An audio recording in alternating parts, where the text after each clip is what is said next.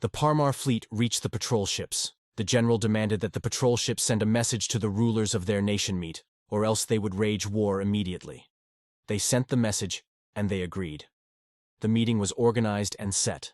The king of Merneptah went underwater in an Aquanor submarine accompanied by many guards into a large vessel where the Parmar leaders sat at the other end of a large table. The leaders of the Parmar told the king of Merneptah that they must stop all ships from going in their waters and must remove themselves from all the islands around them.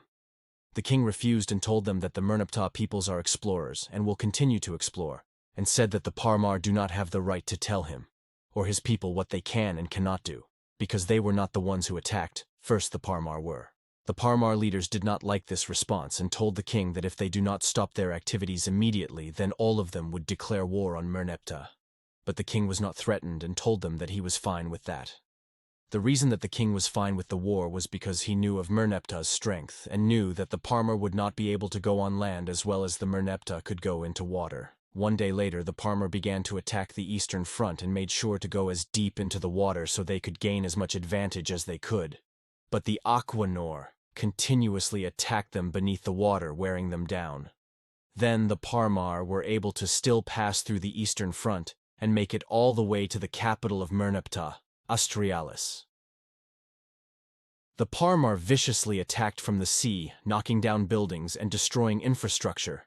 But they were still losing because although they could breathe air, none of them knew how to walk on land, but Merneptah was able to send sea forces to deal with the Parmar fleet.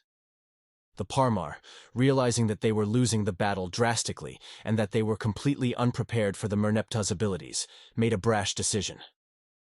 They decided to summon the Secrete Leviathan, a ginormous serpent-like creature with turquoise scales, rose up from the waves.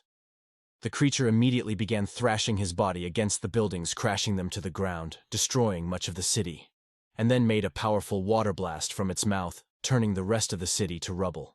After it was done with the city, the Parmar ordered the Leviathan to then go and destroy Merneptah's entire navy, and although it was not able to destroy the entire navy, it destroyed most of it, leaving the Merneptah coast littered with ship fragments.